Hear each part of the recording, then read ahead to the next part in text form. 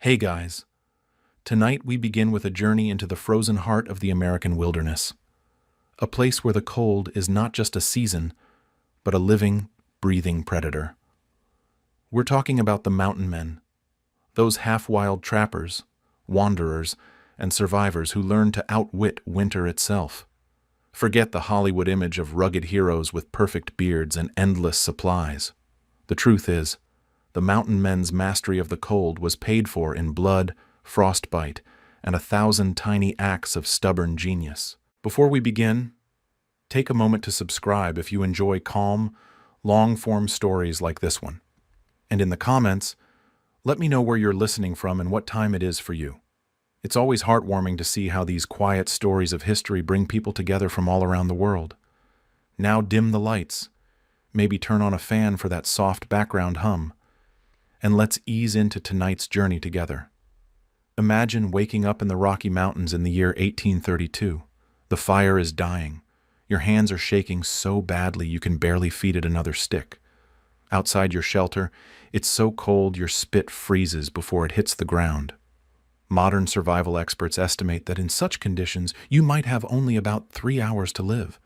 Yet somehow a man named Hugh Glass survived not just one night like this, but months of it. With no Gore-Tex, no emergency beacon, just animal skins, basic tools, and knowledge so valuable it might as well have been magic. The mountain men didn't have weather apps or heated jackets. They had something better, a deep, almost spiritual understanding of the cold. They knew that winter wasn't just a season, it was a predator, and it attacked in 4 specific ways: conduction, convection, radiation, and evaporation. They didn't know the scientific terms, but they knew the reality. They learned to read the cold like a hunter reads tracks in the snow. The first lesson was always about the ground. The earth is a heat thief that never sleeps, ready to steal warmth from your body at every point of contact. The old trappers would say, never ever sleep directly on the ground in winter. So you'd build a thick bed of pine boughs, roughly a foot high between 2 parallel logs. Not for comfort, though it was better than nothing, but because without this barrier, you'd be dead by morning. The ground would pull the heat right out of you faster than you could make it. Above you, the cold sky was another enemy. Even on a still night, an uncovered head or exposed hands would radiate heat away from the body. The mountain man's wool or fur cap was not a fashion statement. It was a critical piece of heat retention gear. He knew that an uncovered head was a chimney for body heat. Modern studies show that uncovered skin, including the head, can lose significant warmth rapidly in extreme cold, making head protection essential. He wore his hat to bed, pulling his buffalo robe over his head as he slept, plugging every potential leak with obsessive care. But the wind was the most insidious killer. Every gust that penetrated your clothing stripped away the thin, warm layer of air your body worked so hard to create. Wind chill was not a concept he knew by name, but he understood its brutal reality. At around 40 below, with a steady 20-mile-per-hour wind, perceived cold can plunge to levels that freeze exposed skin within minutes. To combat this, he relied on a windproof outer layer, often a buckskin shirt or a heavy wool capote. Unlike modern breathable fabrics that can fail in high winds, the dense grain of brain-tanned leather was a near impenetrable barrier. And then there was sweat. The mountain man knew that sweat was a death sentence in winter, that moisture was the cold's greatest ally. Water evaporating from the skin carries away heat 25 times faster than air. This is why he dressed in layers, not just for insulation, but for moisture control. He could add or remove layers to prevent overheating during strenuous work like tracking game or chopping wood. His inner layers were wool, a fiber that kept warmth even when damp. It was nature's insulation, reliable long before science could explain why. He knew the trapper's saying, "Cotton kills." A sweaty cotton shirt was a cold, clammy shroud that would suck the life out of him. The mountain man's clothing was not a static uniform. It was a living, breathing shield, constantly adjusted to match his activity level and the changing conditions. This was the key difference between his approach and ours. We put on a jacket and expect it to work in all conditions. He knew better. The foundation was wool. Wool was the miracle fiber of the frontier. It could absorb up to 30% of its weight in moisture without feeling wet and retained its insulating properties even when damp. This was the critical factor. A mountain man knew he would get wet either from external snow or his own sweat.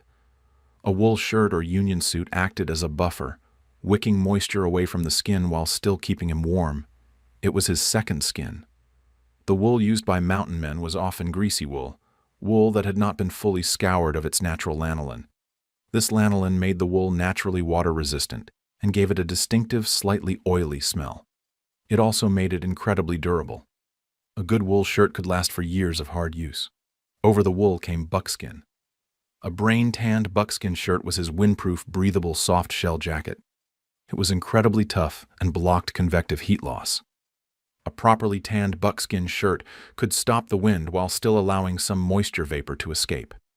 This prevented the buildup of sweat that would later freeze.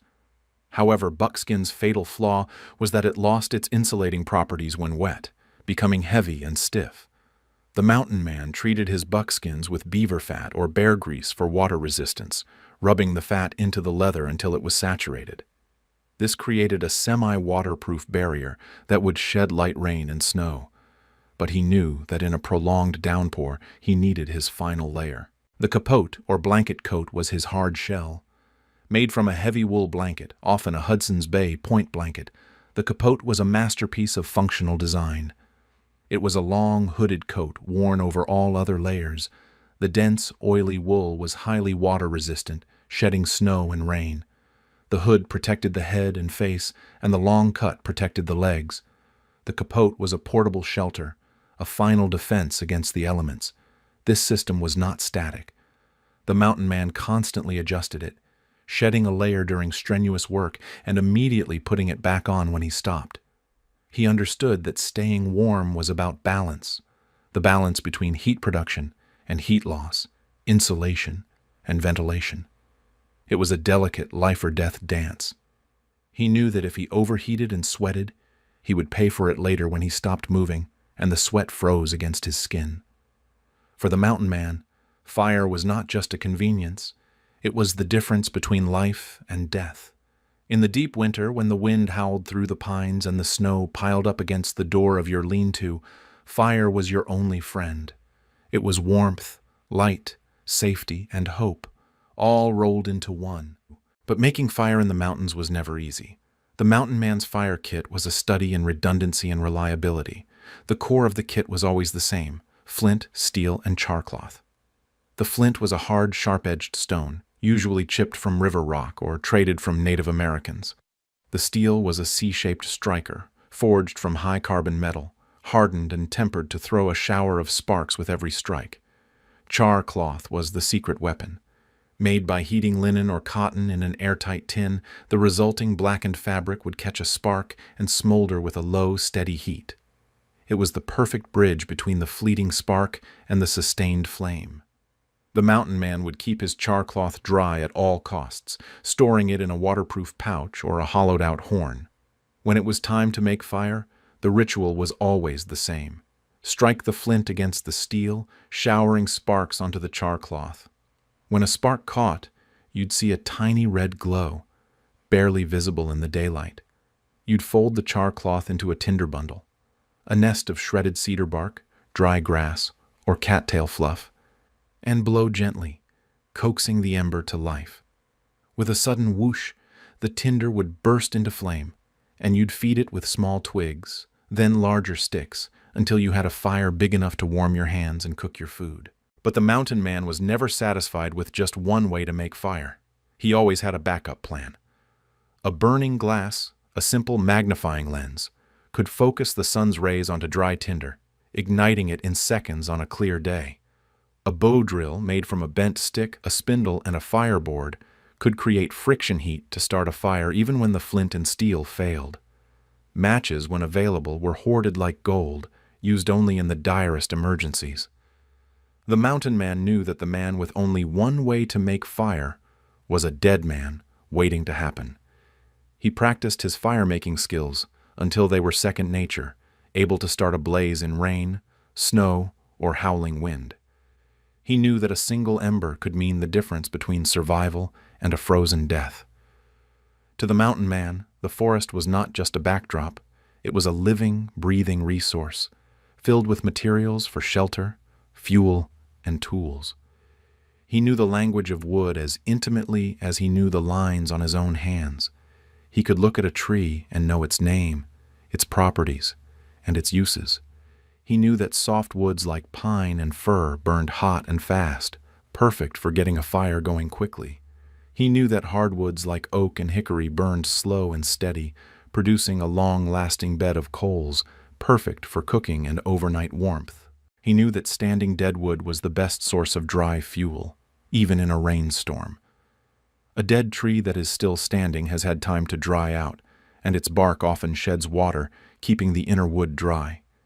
He could read the forest like a library of fuel, selecting the right wood for the right job. He knew the specific properties of dozens of tree species. Cedar bark made excellent tinder. Birch bark would burn even when wet. Cottonwood produced a lot of smoke but little heat. Aspen burned clean and hot.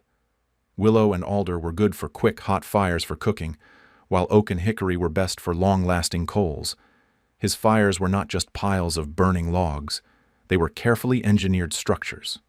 The reflector fire, with a wall of logs or rocks built behind it, would reflect heat into his lean-to shelter, effectively doubling the warmth. The star fire, with logs arranged like the spokes of a wheel, would burn slowly through the night, requiring minimal tending. As each log burned, he would push it further into the center. The Dakota fire hole, a fire built in a pit with an air tunnel, would conceal the flames and burn efficiently even in high winds, drawing air from below and creating a natural draft. Fire was the center of his world. It cooked his food, dried his clothes, and kept the predators of the night at bay. But more than that, it was a source of psychological comfort, a bulwark against the crushing loneliness of the winter wilderness. A man alone in the mountains with only the howl of the wind and the cry of the wolf for company could find solace in the crackling flames. Fire was a companion, a friend, a lifeline to sanity. The mountain man's most important weapon against the cold was his own body. He understood that the human body is a furnace that must be stoked with the right fuel: fat. Fat was the high-octane energy source of the fur trade. His diet was a carnivore's dream, consuming massive quantities of meat with a focus on the fattiest parts: tongue, liver, bone marrow, and the thick back fat of a buffalo. He considered beaver tail, a solid mass of fat, a delicacy. A single beaver tail could weigh 2 or 3 pounds and was almost pure fat, roasted over a fire until the skin blistered and peeled away. The meat inside was rich, oily, and incredibly calorie-dense. It was a prized food, often reserved for special occasions or shared among friends. He knew about rabbit starvation, the paradoxical condition where a man could starve on a diet of lean meat. Rabbit meat is so lean that the body expends more energy digesting it than it gains from the protein. Without fat, the body cannot properly metabolize protein. The result is a slow, agonizing death, even with a full belly. The mountain men called it mal de caribou, or rabbit sickness. They knew that protein alone was not enough. They needed fat. He consumed an estimated between 5,000 and 6,000 calories a day, much of it from fat, to fuel his internal furnace and maintain his core body temperature. In the extreme cold of a Rocky Mountain winter, the body burns calories at an accelerated rate just to stay warm. This high-fat diet also powered the strenuous physical labor of his daily life, setting traps, skinning animals, chopping wood, and traveling through deep snow. He was a master of preserving his fuel. He rendered buffalo fat into tallow, a hard white fat that could be stored for months without spoiling. He smoked meat into jerky, concentrating the protein and making it lightweight and portable. He made pemmican, a mixture of dried meat, rendered fat, and berries, a superfood that could sustain a man for days. A pound of pemmican contained over 3,000 calories and would not spoil for years. This reliance on fat shaped his hunting strategies. He didn't just hunt for meat, he hunted for fat. He knew a bear just before hibernation was a walking treasure trove of calories, its body packed with thick layers of fat. He knew that a buffalo cow in the fall, after a summer of grazing on rich prairie grasses, would have a thick layer of back fat, sometimes 6 inches deep. This was the prize, the fuel that would keep him alive through the winter. The mountain man's shelter was not a permanent structure. It was a temporary, adaptable refuge designed to keep him alive in the harshest conditions. He knew that the best shelter was the one that could be built quickly, with materials at hand, and that provided maximum protection from wind, snow, and cold.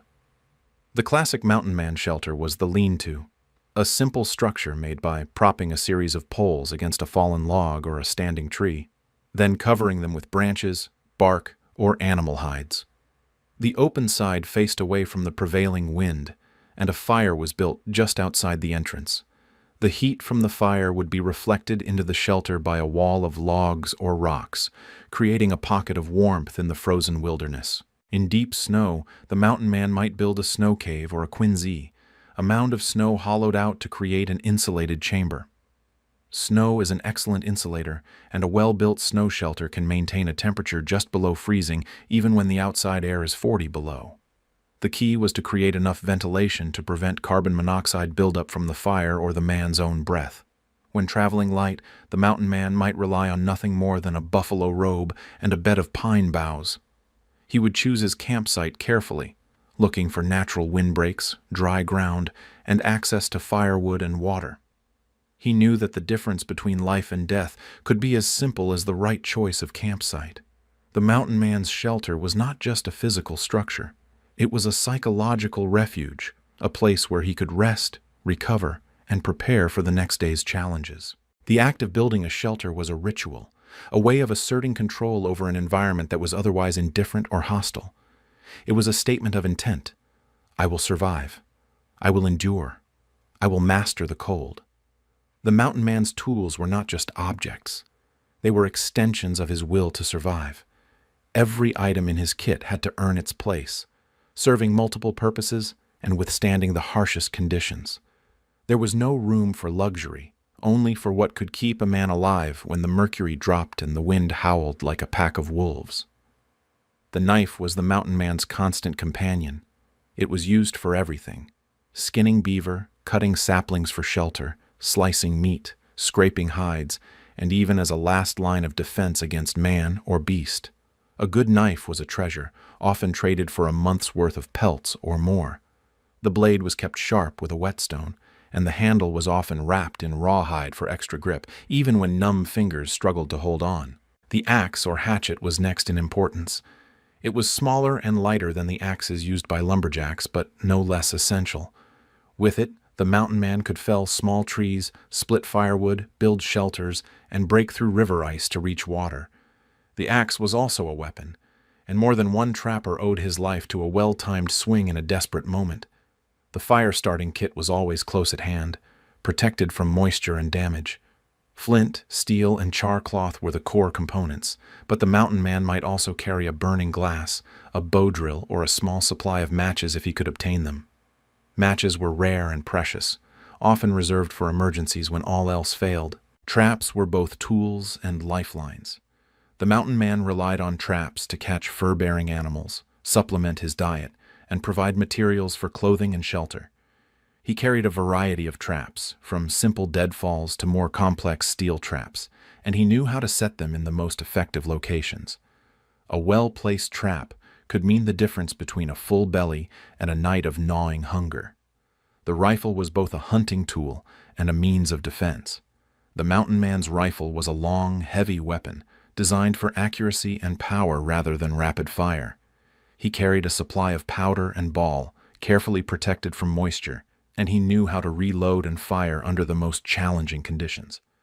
The rifle was cleaned and oiled religiously, because a misfire in the cold could be fatal. The sewing kit was a small but essential part of the mountain man's gear. He carried needles, thread, and patches for repairing clothing, moccasins, and gear.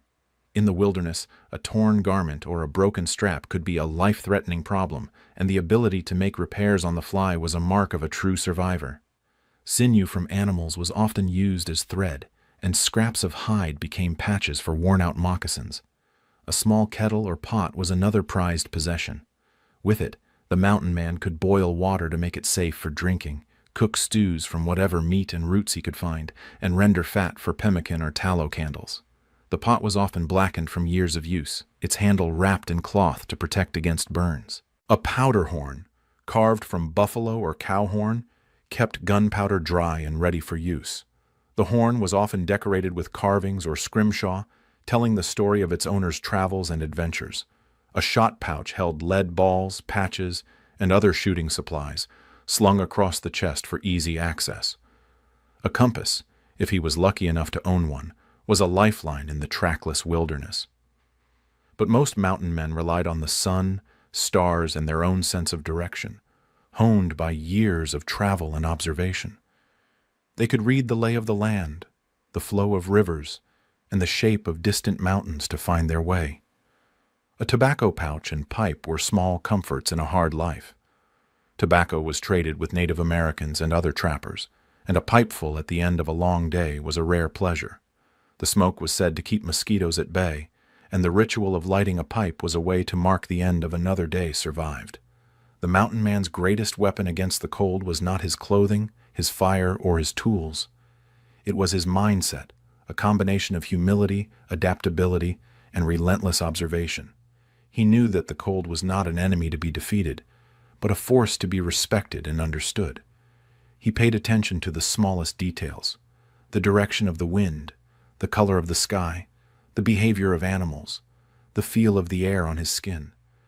He knew that a sudden drop in temperature could signal an approaching storm, that the sound of cracking ice could warn of danger, that the movement of birds could indicate the presence of predators or prey. He was constantly learning, adapting, and improvising. He knew that no two winters were the same, that no 2 days in the mountains were identical. He was willing to change his plans, adjust his strategies, and try new approaches when the old ones failed. He was not afraid to make mistakes, but he was quick to learn from them. He was humble in the face of nature's power. He knew that the mountains could kill him at any moment, that the cold was indifferent to his suffering, that survival was never guaranteed. He did not take unnecessary risks, did not boast of his abilities, did not underestimate the challenges he faced. He respected the cold, and in return, he learned to master it. He was resilient in the face of hardship. He endured pain, discomfort, and loneliness without complaint. He found meaning in the struggle, satisfaction in the small victories, and joy in the beauty of the wilderness. He was not a hero or a legend. He was a survivor, and that was enough. The mountain man's mindset was forged in hardship and tested by every winter. He learned to accept discomfort as a fact of life, to find pleasure in small comforts, and to keep moving forward no matter how bleak the outlook. He knew that the only way out was through, and that the cold would not wait for him to catch his breath. He was a master of patience. He could wait for hours in a snowdrift, watching a beaver pond for the slightest ripple. He could endure days of hunger, knowing that a single successful hunt could mean survival for another week. He could sit by a dying fire, conserving his last handful of tinder, waiting for the wind to shift or the snow to stop. He was a master of improvisation. When his moccasins wore out, he made new ones from the hide of a deer he had trapped. When his firewood ran low, he burned dried buffalo chips or twisted grass. When his rifle jammed, he took it apart, cleaned it with a strip of cloth, and put it back together by firelight. He was a master of observation. He could read the tracks of a snowshoe hare in the fresh powder, tell the age of a moose trail by the depth of the prints, and predict the weather by the shape of the clouds. He knew that the difference between life and death could be as simple as noticing a change in the wind or the sound of distant thunder. He was a master of acceptance. He knew that not every day would be a victory, that not every plan would succeed, that not every friend would survive the winter. He learned to accept loss, to mourn quickly, and to move on. He knew that the mountains did not care about his feelings, and that survival depended on his ability to adapt and endure. The mountain man was often alone, but he was never truly isolated. He was part of a brotherhood, a loose network of trappers, traders, and wanderers who shared knowledge, resources, and support. This brotherhood was not based on blood or nationality, but on shared experience and mutual respect. When mountain men met in the wilderness, They would exchange news, trade supplies, and share stories around the fire. They would teach each other new skills, warn of dangers, and offer help in times of need. The code of the mountains was simple: help when you can, ask for help when you need it, and never leave a man to die alone. The rendezvous was the highlight of the mountain man's year, a gathering of trappers, traders, and Native Americans where furs were exchanged for supplies, news was shared, and friendships were renewed. The rendezvous was a time of celebration, but also a time of learning, as mountain men compared notes on survival strategies, new technologies, and the ever-changing challenges of the wilderness. The Brotherhood of the Cold was not always harmonious. There were rivalries, conflicts, and betrayals. But in the end, the shared struggle against the cold created a bond that transcended differences and endured through hardship. The mountain man's respect for Native American knowledge was profound. He learned from the people who had survived in the mountains for generations, how to build a snow shelter, how to find edible plants in winter, how to read the signs of approaching weather. He traded for moccasins, snowshoes, and pemmican, and he listened to the stories and wisdom of those who knew the land best. The brotherhood extended beyond the living. The mountain man honored the memory of those who had gone before him, marking their graves with simple cairns or wooden crosses. He told their stories around the fire, passing on their lessons and their warnings to the next generation. He knew that every man who survived the winter owed a debt to those who had paved the way. The mountain man's relationship with food was shaped by necessity, not preference. In the depths of winter, calories were not just fuel. They were survival. Every meal was a calculation. How much energy would it take to find, prepare, and eat this food, and would it be enough to keep the internal furnace burning through another night? Meat was the mainstay, but not all meat was created equal. The mountain man prized fat above all else. He knew from bitter experience that a diet of nothing but lean meat, rabbit, for example, would lead to a slow, wasting death. The body needed fat to metabolize protein, to keep the mind sharp, and to stoke the fires of metabolism against the relentless cold. Buffalo, when available, was the gold standard. A single buffalo could provide hundreds of pounds of meat, fat, and marrow. The hump and back fat were rendered into tallow, used for cooking, preserving, and even as a base for candles. The tongue was a delicacy, the liver a source of vital nutrients, and the bones were cracked open for their rich, oily marrow. Beaver, muskrat, and other fur-bearing animals were also on the menu. The tail of the beaver, a solid mass of fat, was roasted over the fire and eaten with reverence. Muskrat was considered a treat, especially in the early spring when the animals were at their fattest. Even the smallest animals, squirrels, chipmunks, birds, were trapped, roasted, and consumed, bones and all. Fish, when available, was a welcome change. Trout, pike, and whitefish were caught through holes in the ice or in open water when the streams ran free. The mountain man would smoke or dry the fish for later use, knowing that a sudden thaw or a broken trapline could leave him hungry for days. Roots, berries, and wild plants were rare in winter, but the mountain man knew where to find them. The inner bark of certain trees could be scraped and boiled into a starchy gruel. Wild onions and garlic, dug from beneath the snow, added flavor and nutrients to stews. Dried berries, gathered in the fall and stored in leather pouches, provided a burst of sweetness and vitamin C. Pemmican was the ultimate survival food. Made from dried meat, rendered fat, and sometimes berries, it was lightweight, portable, and nearly indestructible. A single pound of pemmican could provide over 3,000 calories, enough to sustain a man through a day of hard travel or a night of bitter cold. The recipe was learned from Native Americans, who had perfected the art of preserving food for the long, hungry months between hunts. The mountain man's diet was not about pleasure, it was about survival. He ate what he could find, when he could find it, and wasted nothing. Every scrap of fat, every bone, every root and berry was precious. Hunger was a constant companion, and the memory of a full belly was enough to keep a man moving through the snow, searching for the next meal. As the sun dipped behind the mountains and the temperature plummeted, the mountain man's thoughts turned to survival. Night was the true test of his mastery over the cold. The rituals of nightfall were as precise and necessary as any religious observance. The first task was always to secure the fire.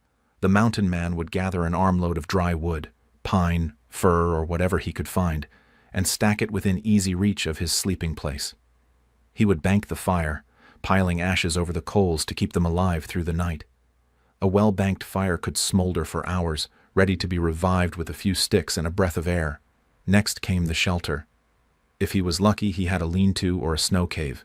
If not, he would improvise. A buffalo robe draped over a fallen log, a bed of pine boughs beneath a canopy of branches, a hollow in the snow lined with dry grass. The key was to create a barrier between his body and the cold, to trap as much heat as possible and block the wind. Clothing was adjusted for sleep. Wet garments were removed and hung near the fire to dry. Dry socks, if available, were put on. The wool cap was pulled down over the ears, and the buffalo robe was wrapped tightly around the body, with the edges tucked in to prevent drafts. The mountain man knew that even a small gap could let in enough cold air to rob him of precious heat. Food was eaten before sleep, if possible. A hot meal, a stew of meat and roots, a chunk of pemmican, a cup of broth, would stoke the internal furnace and provide energy for the long hours of darkness. The mountain man knew that going to bed hungry was a recipe for disaster. The body needed fuel to generate heat, and a full stomach was the best defense against the cold. Water was melted from snow or ice, boiled to kill parasites, and drunk in small sips. Dehydration was a hidden danger in winter, as the cold air drew moisture from the body with every breath. The mountain man made a habit of drinking before sleep, knowing that thirst could wake him in the night and force him to leave the warmth of his shelter. Before lying down, the mountain man would check his traps, secure his gear, and scan the darkness for signs of danger. Wolves, bears, and other predators were rare in winter, but not unknown. A careless man could wake to find his food stolen, his shelter destroyed, or worse. Finally, he would settle into his bed, curling into a ball to conserve heat, and let the darkness close in. Sleep was never deep or restful. The mountain man learned to doze lightly, waking at the slightest sound or the first hint of cold. He would rise to feed the fire, adjust his robe, or check the wind, then slip back into a half-dreaming state, always alert, always ready. The rituals of nightfall were a matter of life and death. The mountain man performed them with the precision of a priest, knowing that a single mistake could mean a night of misery or a morning that never came. The mountain man was not a scientist in the modern sense, but his survival depended on a deep understanding of the principles that govern heat, cold, and the human body. He learned through experience, observation, and the hard lessons of trial and error. He knew that heat always flows from warm to cold and that the body loses heat through conduction, convection, radiation, and evaporation. He learned to minimize these losses by insulating himself from the ground, blocking the wind, covering exposed skin, and managing moisture. He understood the importance of layering. Each layer of clothing trapped a thin layer of air, which acted as insulation. Wool was best for the inner layers, as it retained heat even when wet. Buckskin or leather was best for the outer layer, as it blocked wind and shed snow. The capote or blanket coat was the final barrier, a portable shelter that could be wrapped around the body or used as a sleeping bag. He knew that the body generates heat through metabolism, and that food, especially fat, was the fuel for this internal furnace. He learned to eat before sleep, to keep his energy up during the day, and to avoid the deadly trap of rabbit starvation. He understood the dangers of dehydration, even in the cold. He learned to melt snow for water, to drink regularly, and to avoid alcohol, which could lower the body's core temperature and impair judgment. He was a master of fire, able to start a blaze in any weather with any materials. He knew the best woods for tinder, kindling, and fuel. He could build a fire that would burn all night, or a quick blaze to warm his hands and cook a meal. He was an expert in shelter construction, able to build a lean-to, a snow cave, or a debris hut with whatever materials were at hand.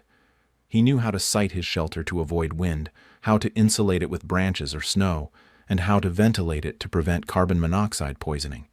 He was a keen observer of the weather, able to predict storms by the shape of the clouds, the direction of the wind, and the behavior of animals. He learned to read the signs of changing weather and to prepare for sudden drops in temperature. He was a student of the human body, able to recognize the signs of hypothermia, frostbite, and dehydration. He knew how to treat these conditions with the resources available, warming a frozen limb by the fire, rehydrating with melted snow, or sharing body heat with a companion.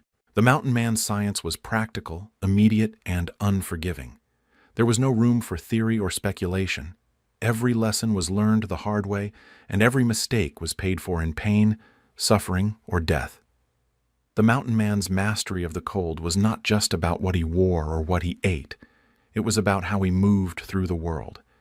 Every step, every breath, every decision was shaped by the need to conserve energy, avoid injury, and stay one step ahead of the elements. Travel in winter was a test of endurance and ingenuity. Snowshoes, borrowed from Native American technology, were essential for moving across deep drifts. Made from bent ash frames and rawhide webbing, snowshoes distributed a man's weight over a larger area, preventing him from sinking into the snow. The mountain man learned to walk with a rolling gait, lifting each foot carefully to avoid tripping on the frames. When the snow was crusted with ice, he would use a staff or pole to test the surface ahead, probing for hidden dangers, thin ice over a stream, a buried log, or a sudden drop. He moved slowly and deliberately, knowing that a twisted ankle or a broken leg could be a death sentence miles from help. River crossings were especially dangerous in winter. The mountain man would search for the narrowest, shallowest point, using his staff to test the ice. If he had to wade, he would strip off his outer layers, keeping them dry, and move quickly through the freezing water. Once across, he would dry himself by the fire, rubbing his skin to restore circulation and donning his clothes as soon as they were warm. Climbing in the mountains required a different set of skills. The mountain man learned to read the snow, looking for signs of avalanches or unstable slopes. He would zigzag up steep inclines, using his staff for balance, and avoid traveling during the warmest part of the day, when the snow was most likely to slide. Rest was as important as movement. The mountain man knew when to push on and when to hunker down and wait out a storm. He listened to his body, recognizing the signs of exhaustion, dehydration, and cold stress. He learned to pace himself, to take short breaks in sheltered spots, and to keep moving just enough to stay warm without sweating. The art of movement was about more than survival. It was about efficiency, grace, and respect for the land. The mountain man moved like a ghost through the wilderness, leaving as little trace as possible, conserving his strength for the battles that mattered. No story of the mountain man's mastery of the cold would be complete without honoring the wisdom of the Native Americans who had survived in the mountains for countless generations. The mountain men learned from the people who knew the land best, adopting their technologies, their strategies, and their respect for the natural world. The Native Americans taught the mountain men how to build snow shelters, igloos, snow caves, and quinsy huts that could keep a man alive in the worst blizzard. They showed them how to make moccasins from smoked hide, insulated with fur or grass, that stayed flexible and warm even in deep snow. They shared the secrets of snowshoes, toboggans, and sleds for winter travel. They taught the mountain men how to find edible plants in winter, cattail roots, wild onions, and the inner bark of certain trees. They showed them how to make pemmican, the ultimate survival food, and how to store it for months without spoilage. The Native Americans also taught the mountain men the importance of community. In the harshest winters, survival was often a group effort. Families and bands would share food, shelter, and labor, pooling their resources to get through the lean months. The mountain men, often solitary by nature, learned to value these alliances and to repay kindness with kindness. The wisdom of the natives extended to the spiritual realm as well. They taught the mountain men to respect the spirits of the land, to offer thanks for a successful hunt, and to accept hardship as part of the natural order. They showed them how to read the signs of the weather, the animals, and the changing seasons, and to live in harmony with the world rather than in opposition to it. The mountain men who survived the longest and thrived the most were those who listened, learned, and adapted. They became students of the land, blending the best of European and Native American knowledge into a unique culture of survival. For all their skill and preparation, the mountain men were never immune to the dangers of the deep cold. Winter in the mountains was a relentless adversary, and even the most experienced trapper could fall victim to its tricks. Hypothermia was the silent killer. It crept in slowly, numbing the fingers and toes, clouding the mind, and sapping the will to move. The mountain man learned to recognize the early signs: shivering, confusion, clumsiness, and to act quickly. He would build a fire, change into dry clothes, and eat something fatty to stoke his internal furnace. He knew that once the shivering stopped, the danger was greatest, and that sleep in the cold could be the last sleep of all. Frostbite was another constant threat. The mountain man checked his fingers, toes, nose, and ears for signs of numbness or discoloration. He learned to warm frozen flesh slowly, never rubbing or exposing it to direct heat, to avoid further damage. He knew that a lost finger or toe could mean the end of his career, and that prevention was always better than cure. Snow blindness, caused by the glare of the sun on the snow, could leave a man helpless for days. The mountain man fashioned goggles from wood or bone, with narrow slits to reduce the light. He learned to travel at dawn and dusk, to rest during the brightest hours, and to keep his eyes shaded whenever possible. Avalanches were the terror of the high country. The mountain man listened for the telltale cracks and rumbles, avoided steep slopes after fresh snow, and traveled in the company of others when possible. He knew that a single misstep could trigger a wall of snow that would bury him alive. Thin ice was a hidden danger on rivers and lakes. The mountain man tested the ice with his staff, listened for the creaks and groans, and avoided crossing whenever possible.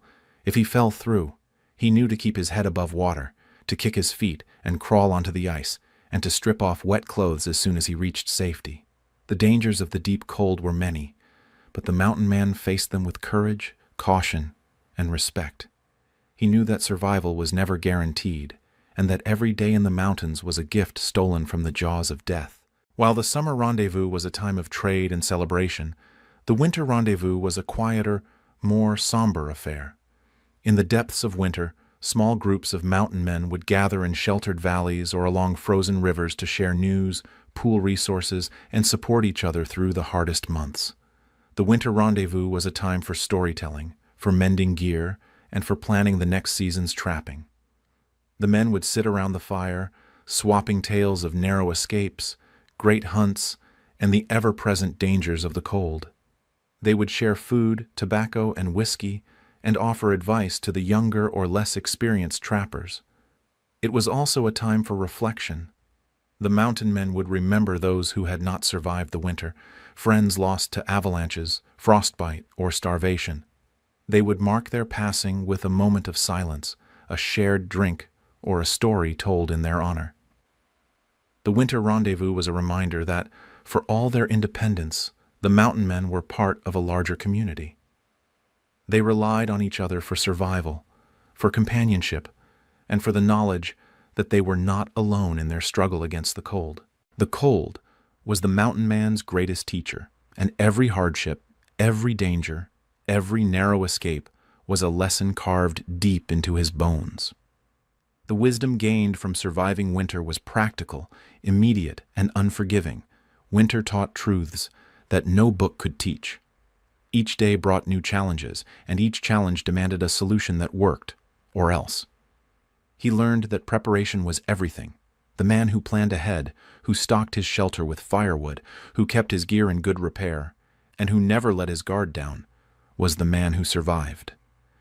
He learned to read the land for signs of weather, to judge the thickness of ice, and to recognize the subtle warnings of frostbite or hypothermia before they became fatal. He learned that humility was a virtue. The mountains were bigger, older, and more powerful than any man. The cold was indifferent to suffering, and nature rewarded those who respected her laws. He learned to adapt his routines, to improvise with what he had, and to accept that sometimes the only way forward was to wait out the storm. Over time, he discovered adaptability was the key to survival. The man who could change his plans, improvise with what he had, and learn from his mistakes was the man who thrived. He learned to make do with less, to repair rather than replace, and to find new uses for old tools. Through hardship, he discovered community was strength. The man who shared his knowledge, his food, and his fire with others was the man who built a legacy that would outlast any single winter. He learned to listen to the wisdom of others, to teach what he knew, and to accept help when it was offered. He learned that endurance was its own reward. The man who could keep moving, keep hoping, and keep fighting, even when the odds were against him, was the man who mastered the cold.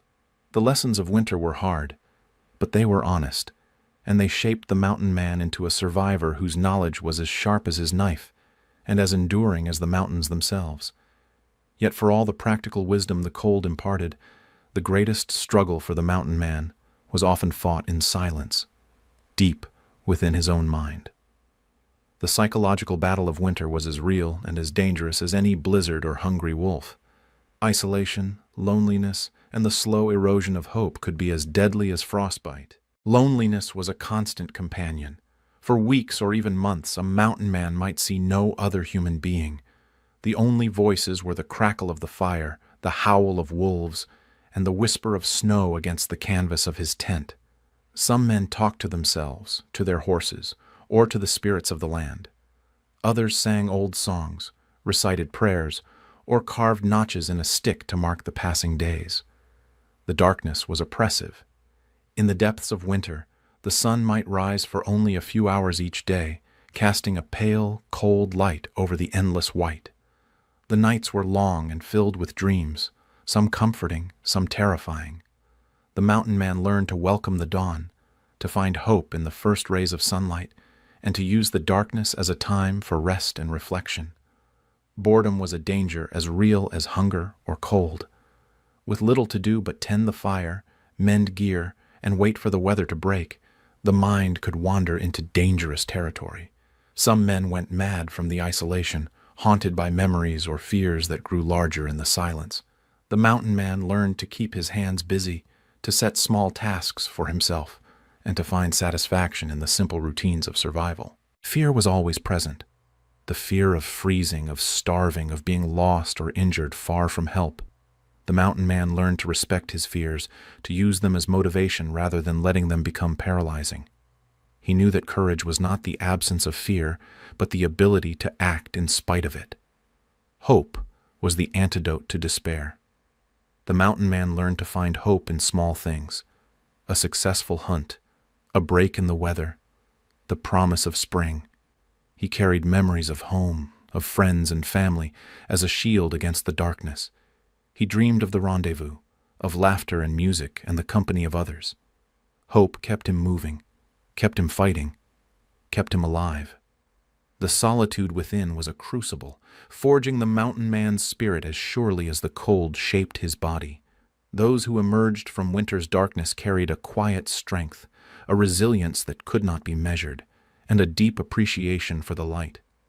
In the harshest conditions, the mountain men discovered that survival was not just a solitary pursuit. It was a shared endeavor, built on trust, ethics, and a sense of brotherhood. The cold demanded cooperation, and the bonds formed in winter were as strong as steel. The mountain man's code was simple but profound. Self-reliance was essential, but so was generosity. In the wilderness, a man's life could depend on the kindness of others. The mountain men shared food, fire, and shelter with those in need, knowing that the favor might one day be returned. They traded fairly, honored their debts, and helped strangers without expectation of reward. Trust was the currency of survival. In a world where a man's word was often the only guarantee, honesty was everything. The mountain men valued truth in their dealings, kept their promises, and expected the same from others. A liar or a cheat was quickly found out and shunned by the community. Courage and respect were the glue that held the brotherhood together. The mountains demanded bravery, not the reckless courage of a fool, but the quiet, steady courage of a survivor. The mountain man faced danger with calm determination, accepted hardship without complaint, and met death with dignity. He respected the land, the animals, the weather, and the people he encountered. When mountain men met in the wilderness, they would exchange news, trade supplies, and share stories around the fire. They would teach each other new skills, warn of dangers, and offer help in times of need. The mountains kept a plain covenant: offer help when you can, ask when you must, and do not abandon a man to the cold. The brotherhood forged in frost was not always harmonious. There were rivalries, conflicts, and betrayals. But in the end, the shared struggle against the cold created a bond that transcended differences and endured through hardship. In the heart of winter, trust and brotherhood were not luxuries. They were necessities, and they made the difference between life and death. Around a shared fire, they found warmth that no fur or blanket could ever give. As winter loosened its grip and the snow began to melt, the mountain man felt a surge of relief and anticipation. The world came alive again. The rivers ran swift and cold, the trees budded with new leaves, and the animals emerged from their dens. The hardest season was over, and the promise of spring brought new opportunities and new challenges. The first task was always to check the trap lines. Months of snow and ice could damage traps, scatter bait, and change the patterns of animal movement. The mountain man moved quickly, repairing what he could, resetting traps, and harvesting the furs that had been caught during the winter. The pelts were cleaned, stretched, and dried, ready for trade at the next rendezvous. Travel became easier as the snow receded, but the rivers were swollen with meltwater, and the trails were muddy and treacherous. The mountain man used his snowshoes as paddles, his staff as a probe, and his wits to navigate the changing landscape. He watched for signs of avalanche, landslide, or flood, knowing that the mountains could be just as dangerous in spring as in winter. Food became more plentiful. The first shoots of wild onions and garlic poked through the melting snow. Fish returned to the streams, and birds filled the air with song. The mountain man hunted, fished, and foraged, replenishing his stores and rebuilding his strength after the long, lean months. The spring thaw was also a time for reflection. The mountain man took stock of his gear, his supplies, and his own body. He mended what was broken, replaced what was lost, and prepared for the next season. He remembered the lessons of the winter, the friends who had not survived, and the moments of beauty and wonder that made the struggle worthwhile. The return of warmth and light was a gift, but it was also a reminder that the cycle would begin again. The mountain man knew that another winter was always waiting, and that mastery of the cold was a journey, not a destination. The era of the mountain men was brief, but its impact was lasting. These men opened the way for exploration, trade, and settlement in the American West. They mapped the rivers, blazed the trails, and built the relationships that would shape the future of the continent. But their greatest legacy was not in the maps they drew or the furs they traded. It was in the knowledge they gained and the lessons they left behind. The mountain men proved that human beings could survive and even thrive in the harshest environments on Earth. They showed that mastery of the cold was not about conquering nature, but about understanding, respecting, and adapting to it. Their skills and stories have been passed down through generations, inspiring new waves of adventurers, explorers, and survivalists. The techniques they developed, layering clothing, building shelters, managing fire, and reading the land, are still taught today in wilderness schools and survival manuals.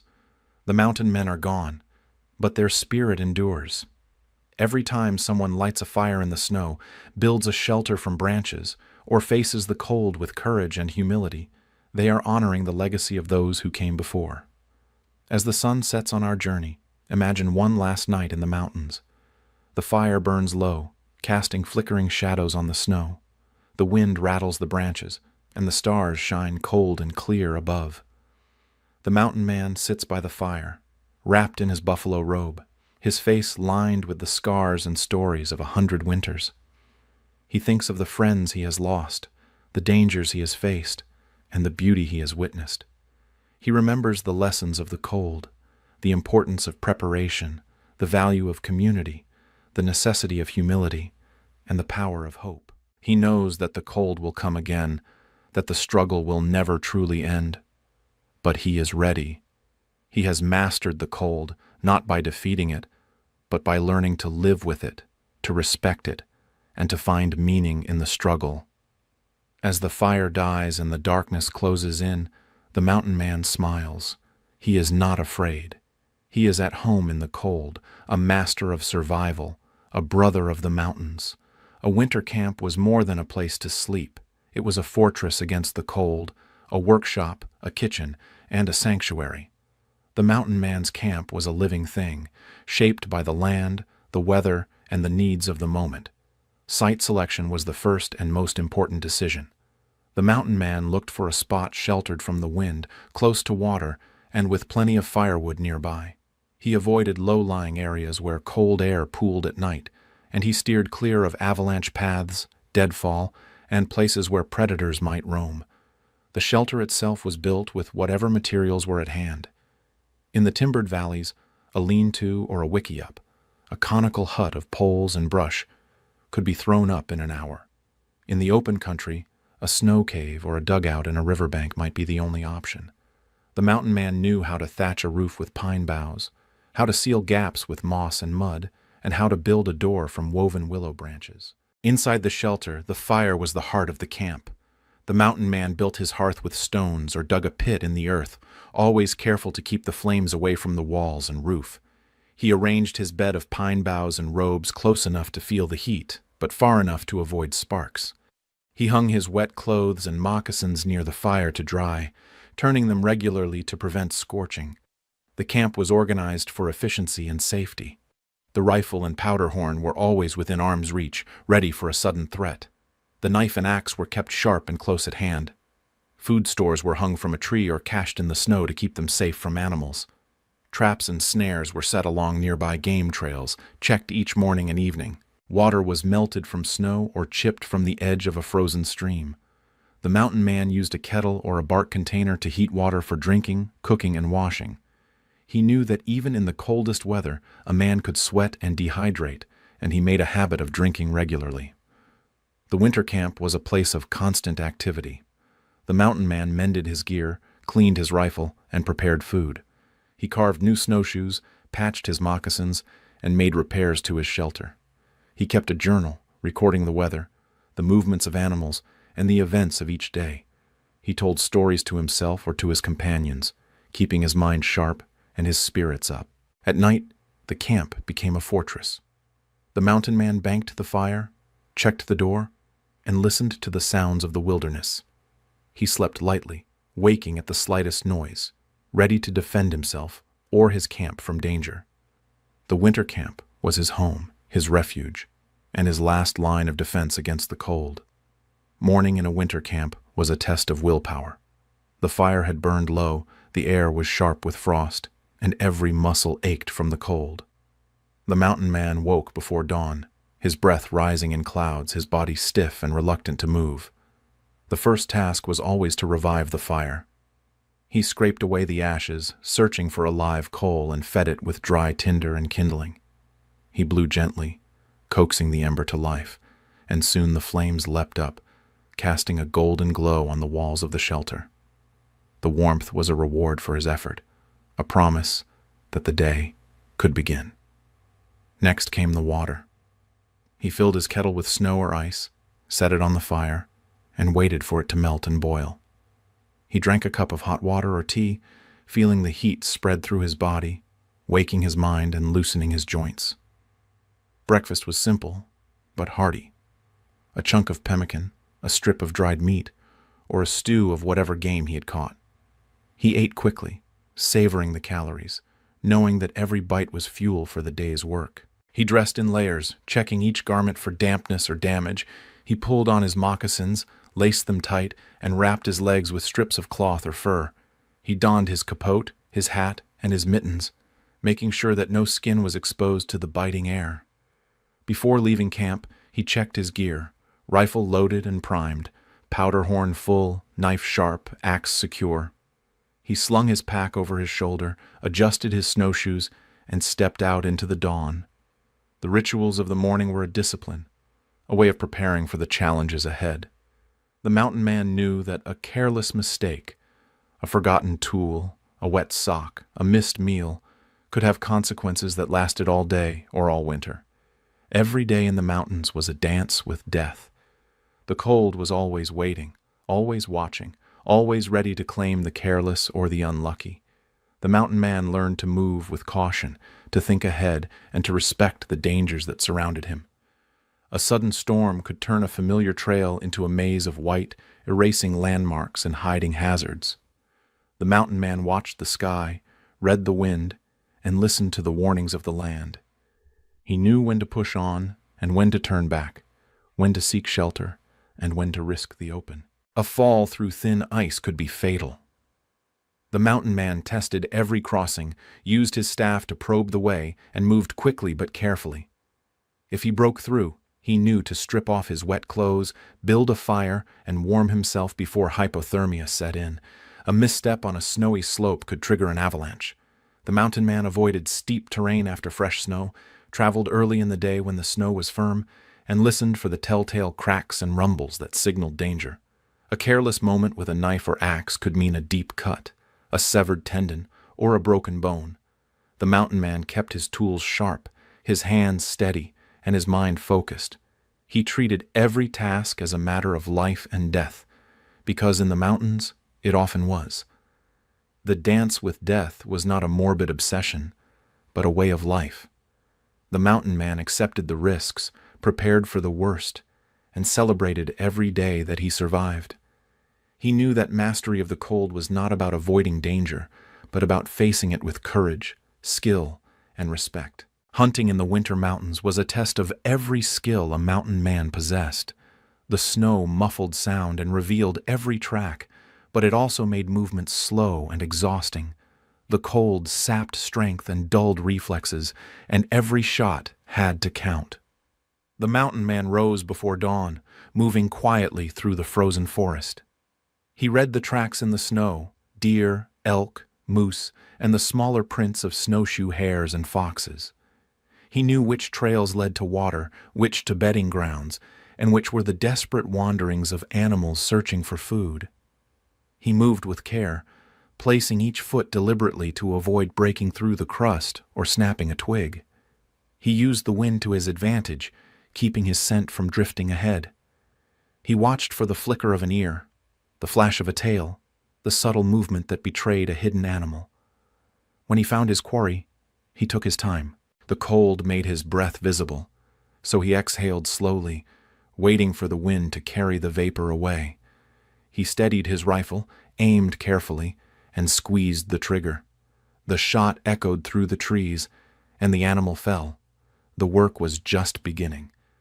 The mountain man moved quickly to dress the animal, removing the hide and gutting the carcass before the meat could freeze solid. He saved every scrap: meat, fat, organs, and bones. The hide was rolled and packed for later tanning, the fat rendered for tallow, the meat cut into strips for drying or immediate cooking. He carried his prize back to camp, sometimes making several trips if the animal was large. He cached what he could not carry, hiding it from wolves and other scavengers. He built up the fire, cooked a meal, and gave thanks for the bounty.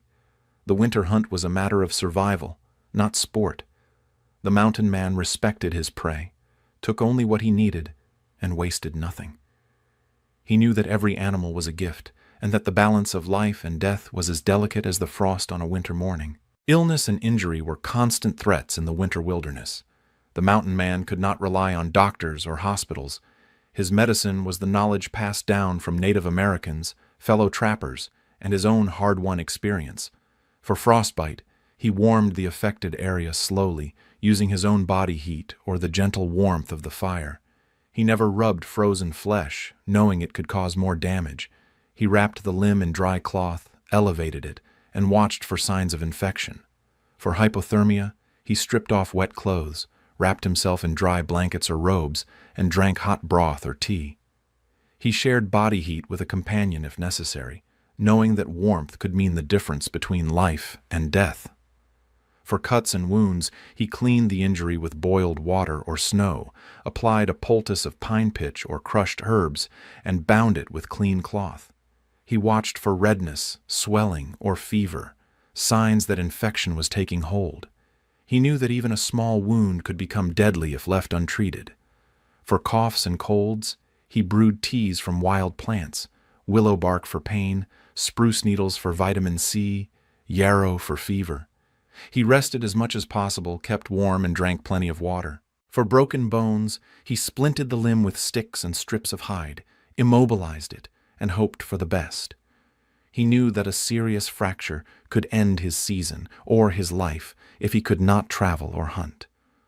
The mountain man's medicine was practical, immediate, and often painful.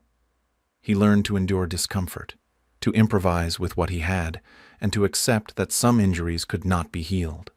He respected the power of the land, and he honored the wisdom of those who had survived before him. Music and song were rare comforts in the winter mountains, but they were powerful tools for survival. The mountain man sang to keep his spirits up, to pass the long hours of darkness, and to remind himself of home.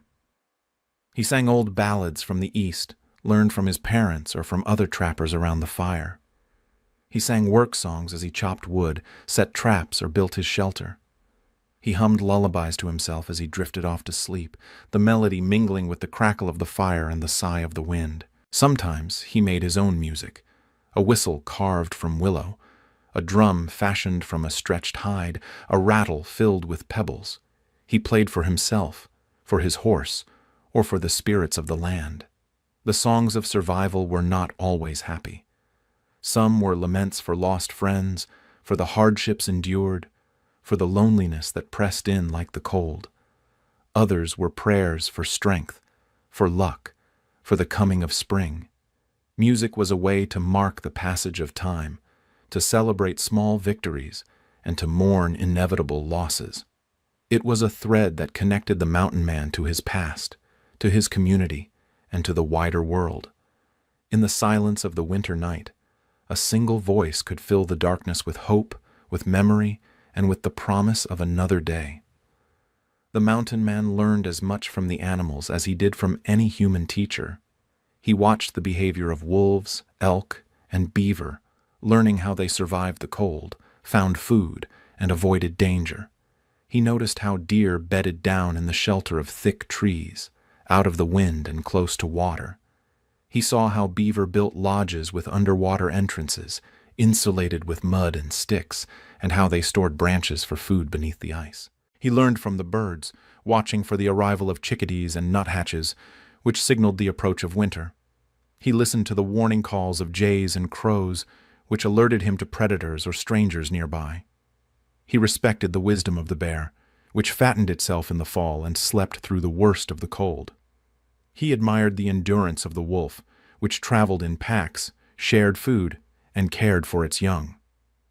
The mountain man imitated the strategies of the animals, seeking shelter, conserving energy, storing food, and moving with caution. He knew that survival was not just a matter of strength or intelligence, but of adaptation and observation. He honored the animals he hunted, using every part of the carcass, and giving thanks for the life taken. He believed that the spirit of the animal lived on in the hunter, and that respect for the natural world was the foundation of true mastery. In the winter mountains, warmth was a currency more valuable than gold. The mountain man learned to budget his heat, to spend it wisely, and to invest in the small comforts that made survival possible. Every action was weighed against its cost in energy. Chopping wood, breaking trail, or hauling water burned precious calories, so the mountain man planned his day to minimize unnecessary effort. He stacked firewood close to his shelter, gathered water in large batches, and set his traps in a circuit that allowed him to check them efficiently. He learned to share warmth with others. When 2 or more mountain men camped together, they slept close, back to back or side by side, sharing body heat beneath a pile of robes and blankets. In the coldest weather, even rivals or strangers would set aside their differences for the sake of survival, huddling together like wolves in a den. He used every trick to conserve heat. He blocked drafts with extra hides, stuffed moss into cracks, and built windbreaks from snow or brush. He heated stones in the fire and placed them at his feet or in his bed to keep warm through the night. He wore a scarf or bandana over his mouth and nose to warm the air before it reached his lungs. He rationed his firewood, burning the best logs at night and saving the scraps for cooking or quick warmth during the day. He learned to judge the quality of wood by its weight, color, and sound, choosing the densest, driest pieces for the coldest hours. He understood the value of dry clothing. Wet socks or mittens could steal heat faster than the coldest wind, so he dried his gear by the fire, rotated his garments, and used spare pieces as insulation. He knew that a single dry shirt could mean the difference between comfort and misery. The economy of warmth was a constant calculation, a balancing act between effort and reward. The mountain man became a master of thrift, ingenuity, and patience, always seeking new ways to stretch his resources and outlast the cold. Despite the isolation of the mountains, winter was not always a season of solitude. The mountain men found ways to connect, to celebrate, and to support each other through the darkest months. When two or more trappers met on the trail, they would share a fire, a meal, and news from the outside world. They traded stories of the hunt, compared notes on the weather, and exchanged tips on survival. They might gamble with cards or dice, play a game of checkers carved from wood, or simply talk late into the night. The winter rendezvous, though smaller than the great summer gatherings, was a time for camaraderie and renewal. Men who had not seen each other for months would greet each other like brothers, sharing tobacco, whiskey, and laughter. They would pool their resources, help each other repair gear, and make plans for the spring. The mountain men also formed bonds with Native American families and bands. They learned the languages, married into the tribes, and adopted the customs of their hosts. Winter was a time for storytelling, for teaching the young, and for honoring the old. The exchange of knowledge, goods, and friendship was a lifeline for both communities. Even in solitude, the mountain man maintained a social life of the mind. He remembered the faces and voices of loved ones left behind, recited letters and poems, and imagined the conversations he would have at the next rendezvous. He kept a journal, recording his thoughts, dreams, and fears, creating a record of his journey through the cold. The social life of winter was a source of strength, comfort, and hope. It reminded the mountain man that he was part of a larger world, that his struggles were shared, and that spring would come again. For all their skill and experience, mountain men were not immune to the dangers of overconfidence. The cold was a patient adversary, waiting for the moment when a man let down his guard. A trapper who traveled too far from camp without enough food or firewood could find himself stranded, forced to choose between risking frostbite or starvation. A man who ignored the signs of an approaching storm might be caught in a whiteout, unable to find his way back to shelter. The temptation to take shortcuts, to push through fatigue, or to ignore the warnings of the land was always present. The mountain man learned to listen to his instincts, to respect his limits, and to err on the side of caution. He knew that pride could be fatal. The stories of men who had perished from arrogance or carelessness were told and retold around the fire, serving as cautionary tales for the next generation.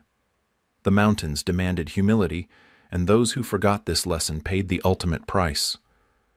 The dangers of overconfidence were not just physical. The mountain man learned to guard against despair, loneliness, and the slow erosion of hope.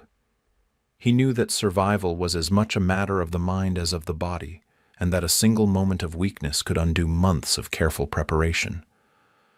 As winter waned and the days grew longer, the mountain man felt a shift in the world. The sun rose higher in the sky, the snow softened, and the rivers began to run free.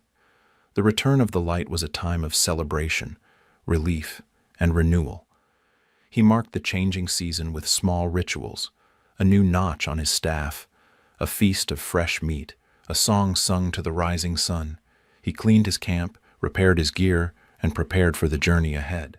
The animals returned to the valleys, the birds filled the air with song, and the first green shoots poked through the melting snow. The mountain man hunted, fished, and foraged, replenishing his stores and rebuilding his strength.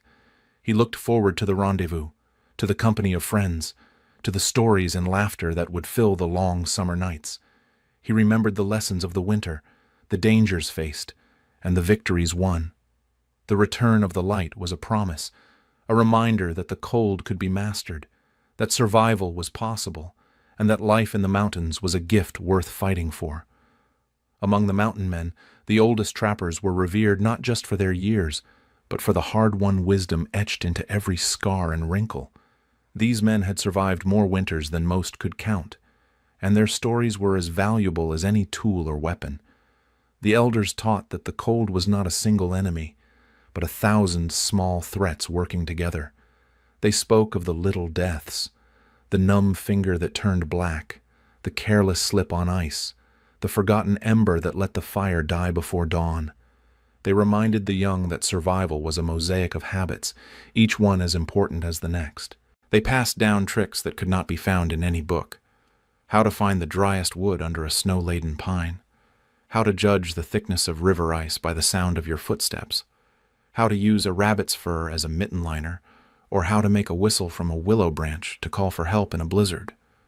The elders were also the keepers of stories, tales of men who had outwitted wolves, survived avalanches, or found their way home by the stars.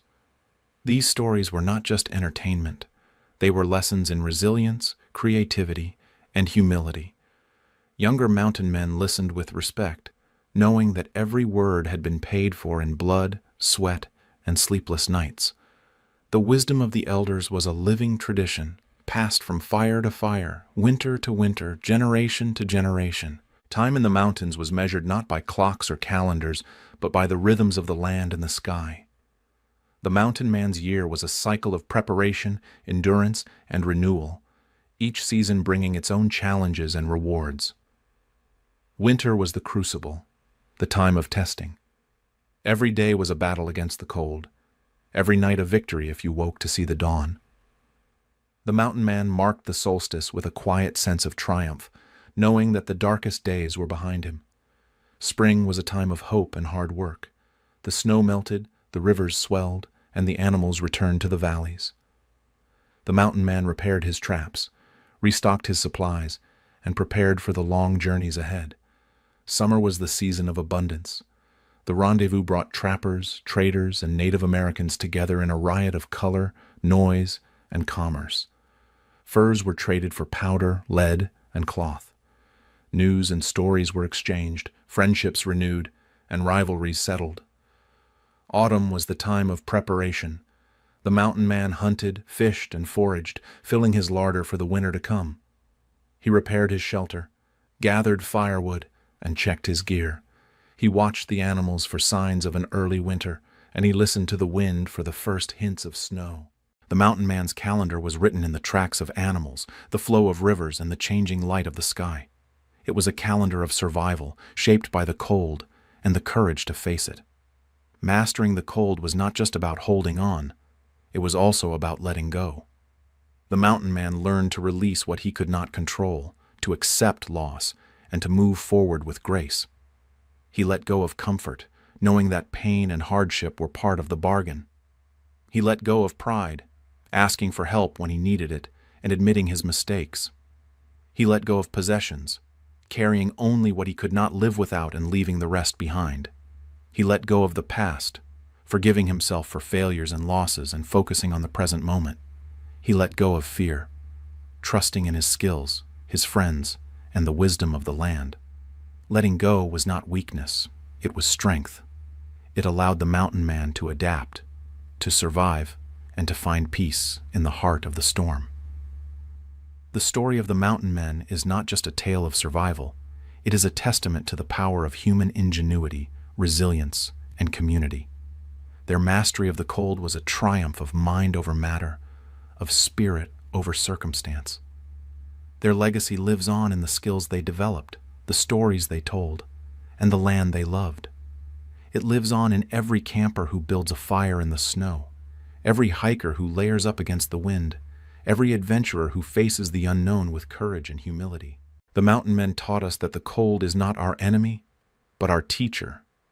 That survival is not about conquering nature, but about learning to live with it. That the greatest victories are often the quietest. The fire that burns through the night, the shelter that stands against the storm, the hope that endures until the dawn. Their story is our story, written in the snow and the stars, waiting to be remembered and retold. As the fire burns low and the shadows lengthen, the mountain man reflects on the journey. He remembers the first frost, the long nights, the hunger, and the hope. He remembers the friends he has lost, the dangers he has faced, and the beauty he has found in the heart of the cold. He knows that the struggle will never truly end, that the cold will come again, and that mastery is a journey, not a destination. But he is ready. He has learned the lessons of the winter, and he carries them with him into the light. The last ember glows in the darkness, a promise that warmth and hope will return. The mountain man smiles, knowing that he has faced the cold and survived. He is at home in the mountains, a master of the winter, a brother of the snow. And so, as you slip into your warm bed tonight, remember the mountain men who came before us. Remember their courage, their wisdom, and their unbreakable spirit. The cold is not your enemy. It is your teacher, and with the right mindset, you too can master it.